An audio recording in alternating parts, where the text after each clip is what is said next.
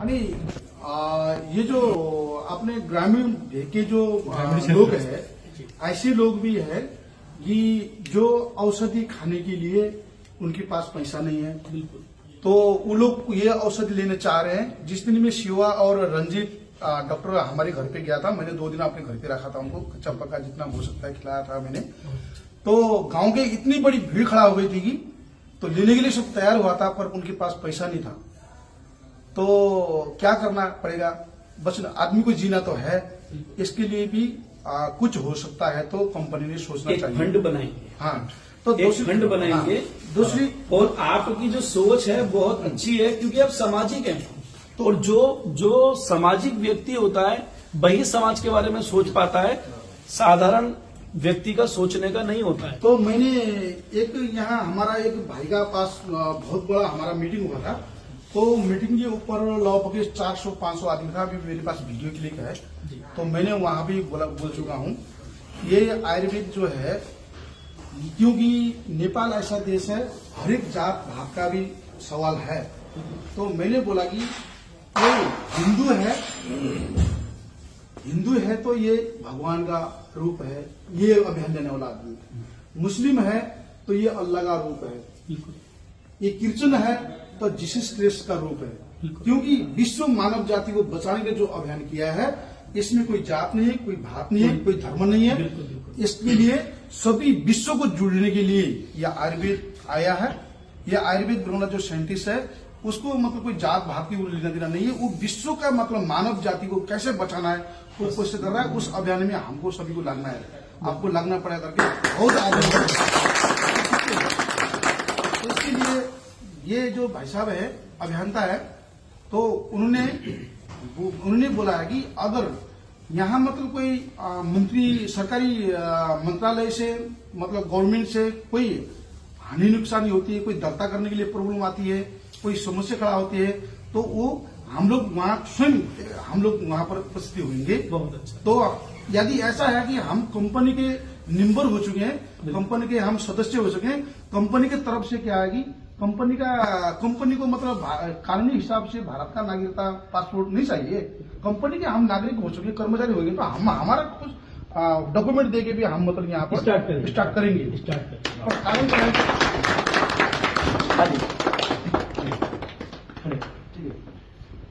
देखा दोस्तों आपने जज्बा नेपाल का, ये नेपाल का जज्बा है, जुनून है, जोश है।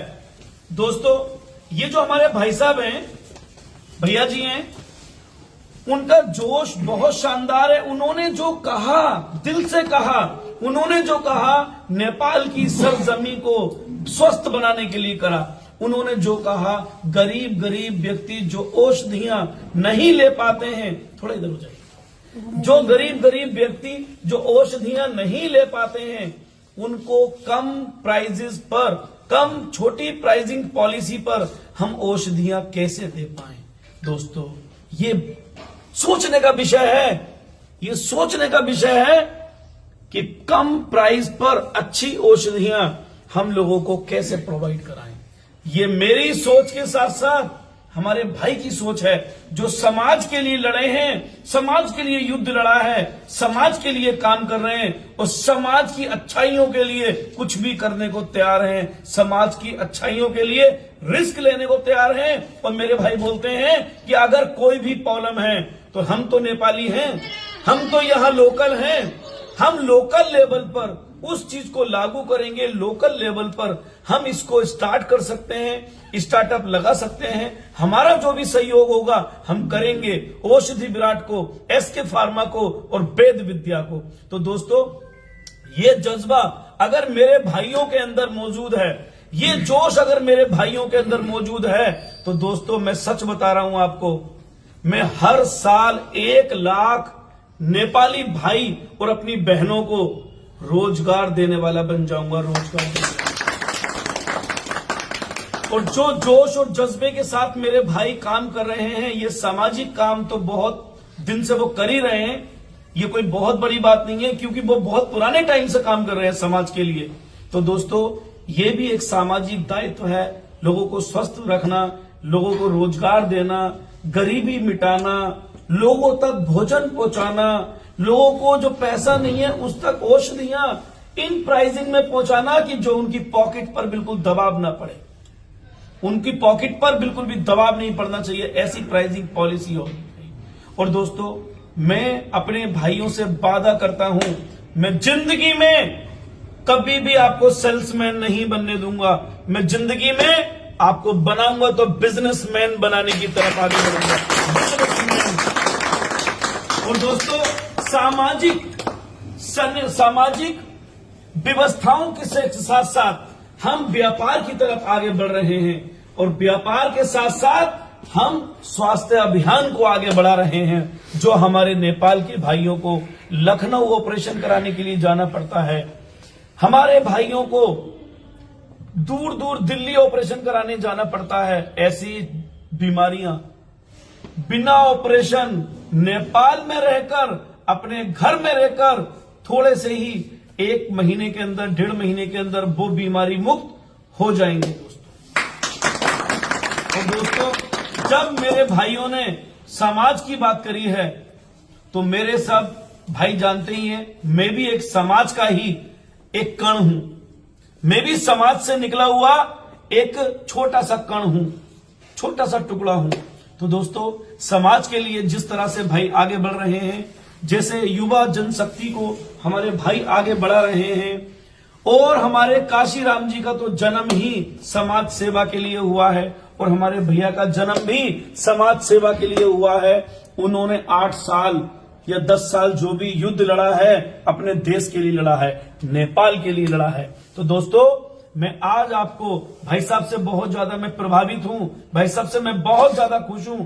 आज मैं ऐलान करता हूं, अगर मेरे कोई भी नेपाली भाई या बहन डी फार्मा या नर्सिंग करना चाहेगी, हम उसको अपने खर्चे पर नर्सिंग और डी फार्मा कराएंगे।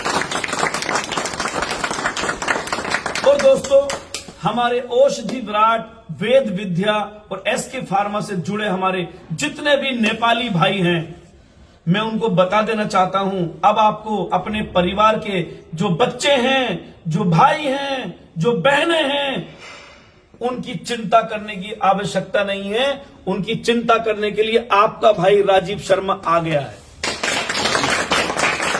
और दोस्तों, अपनी बहनों को, अपने भाइयों को BAMS डॉक्टर, चिकित्सक बनाना मेरा काम है दोस्तों, मेरा काम है। आने वाले कुछ ही सालों के अंदर, अभी तो हमें स्ट्रगल करना है, 1-2 साल जरूर लग जाएंगे दोस्तों, और 1-2 साल के बाद मेरा विश्वास करिए आप, मैं पूरा विश्वास आपको दिलाता हूं, पूरा जबान देता हूं आपको, पूरा वादा करता हूं आपसे कि यहां नेपाल में हम आयुर्वेदिक कॉलेज लाएंगे, आयुर्वेदिक कॉलेज। और दोस्तों, आयुर्वेद का, औषधि विराट का, वेद विद्या का 25 बेड का जो अस्पताल है, वो भी हम कम से कम 2 साल के अंदर धनगढ़ी की जमीन पर लगाएंगे। लोग कहते हैं दोस्तों, पहाड़ का पसीना, पहाड़ का पानी और पहाड़ का जवानी काम नहीं आती। हम पहाड़ की जवानी भी यहीं रखेंगे और पहाड़ का पानी भी यहीं रखेंगे। नेपाल को देश और दुनिया में बिल्कुल ऊंचाइयों पर हम लेकर जाएंगे दोस्तों, ये मेरा विश्वास। आप सभी भाइयों का तहे दिल से मैं स्वागत करता हूं और आपकी सोच को नमस्कार करता हूं। आपकी जो सोच है बहुत शानदार है, क्योंकि मेरी सोच आपसे मेल खाती है, तो हम बहुत तेजी के साथ आगे बढ़ जाएंगे। थैंक यू दोस्तों, थैंक यू।